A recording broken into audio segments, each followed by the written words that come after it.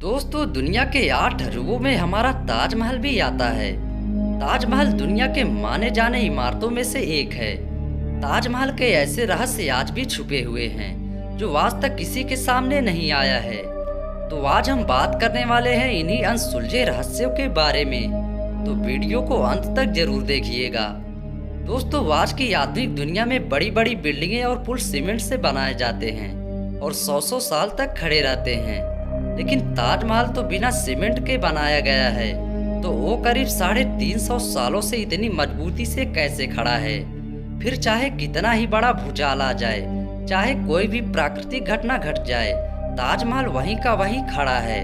आखिर कैसे और क्या आपको पता है कि उस समय ताजमहल कितनी लागत से बनाया गया होगा? क्यों ताजमहल को यमुना नदी के किनारे बनाया गया है? और साथ ही आप ये भी जानेंगे क्यों आज तक ताजमहल में लाइट क्यों नहीं लगाए गए। दोस्तों, हर साल लाखों लोग इस अजूबे को देखने के लिए आते हैं।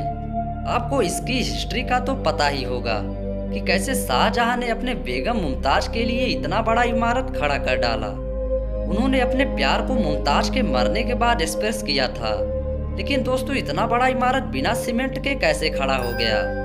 जबकि सीमेंट का आविष्कार 1824 में एस्पडीन नाम के एक इंटेलिजेंट इंसान ने किया था, जो कि इंग्लैंड में रहते थे, और इन्होंने ही सबसे पहले सीमेंट का कंपनी बनाया था जिसका नाम था टोटलैंड सीमेंट। और ताजमहल का कंस्ट्रक्शन शुरू हुआ 1631 ईस्वी में और 1648 ईस्वी में जाकर खत्म हुआ, लेकिन बिना सीमेंट के ही यह खड़ा हो चुका था।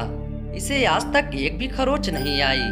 दरअसल सीमेंट के इन्वेंशन के पहले आर्किटेक्ट एक खास तरह का पेंट का इस्तेमाल किए थे, जिसमें बहुत अजीब अजीब चीजें होती थी।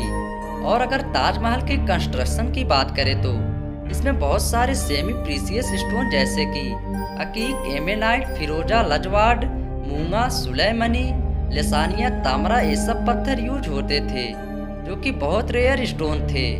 और ये उस समय रसिया, राजस्थान, उज्बेकिस्तान, ईरान, इजराइल, ये सब तरह के दुनिया के अलग अलग देशों से मंगाए गए थे। इसमें कुछ अल्ट्रा रेयर स्टोन भी यूज हुए थे, जैसे कि तिलाई, पारजहार, अजूबा, निखोड़। ये इतने रेयर है कि पता नहीं शाहजहां ने इसे कैसे अरेंज किया था। लेकिन जो भी उन्होंने किया वो तो एक काबिले तारीफ है। और तो और सीक्रेट पेस्ट ताजमहल को बनाने में इस्तेमाल होता था। उसमें गुड़, बतासा, बेलगिरी का पानी जैसे भी सारी चीजों को डालकर पेस्ट बनाया जाता था, और ये पेस्ट सीमेंट जितना ही स्ट्रांग होता था। दोस्तों, जहां बुर्ज खलीफा की नींव बड़े बड़े स्टील की पाइप से रखी गई, वहीं ताजमहल की नींव लकड़ियों से रखी गई थी। अब आप तो ये नहीं सोच रहे कि भला लकड़ी की नींव 380 साल से कैसे चल रही है। दरअसल इसमें सबसे बड़ा रोल यमुना नदी का है।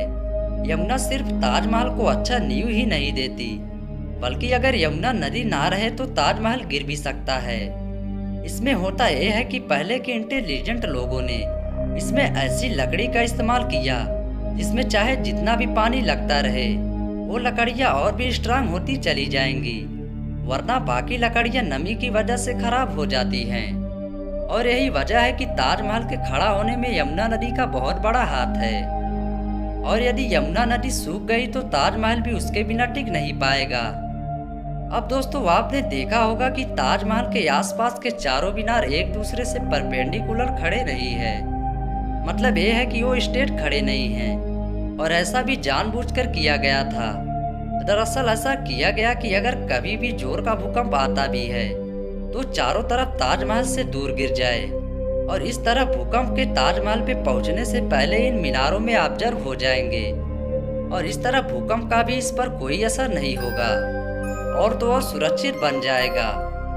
अब दोस्तों, बात करते हैं कि आखिर ताजमहल को उस समय बनाने में कितना खर्चा आया होगा। आप जानते हैं कि उस समय 1 रुपए की कीमत बहुत ज्यादा होती थी, और अगर इन्फ्लेशन के हिसाब से देखें तो आज ताजमहल की लागत आती है अप्रॉक्स 1 बिलियन से लेकर 2 बिलियन डॉलर तक, यानी करीब 8,000 करोड़ से लेकर 10,000 करोड़ तक इस इमारत को बनाने में खर्चा हुआ है। अब दोस्तों, ताजमहल में लाइट क्यों नहीं लगाई गई? क्या आप जानते हैं दरअसल ताजमहल का सफेद रंग लाइट को सबसे ज्यादा रिफ्लेक्ट करता है, और इसलिए अगर रात के समय ताजमहल पर लाइट लगा दी गई तो ताजमहल के पत्थर लाइट को रिफ्लेक्ट करेंगे और और साथ ही ये ताजमहल भी रात को बहुत ज्यादा चमकेगा। इससे आसपास के कीड़े मकोड़े उस पर आकर चिपकेंगे और ताजमहल के पत्थर को भी नुकसान पहुंचाएंगे। यही वजह है कि आज तक ताजमहल पर लाइट नहीं लगी। तो दोस्तों, आशा करता हूं कि हमारे द्वारा दी गई जानकारी आपको जरूर पसंद आई होगी। यदि हमारी वीडियो अच्छी लगी हो तो वीडियो को लाइक कर चैनल को सब्सक्राइब जरूर करिए और हाँ, बेल आइकन बटन को ऑन जरूर कीजिए। तब तक के लिए धन्यवाद।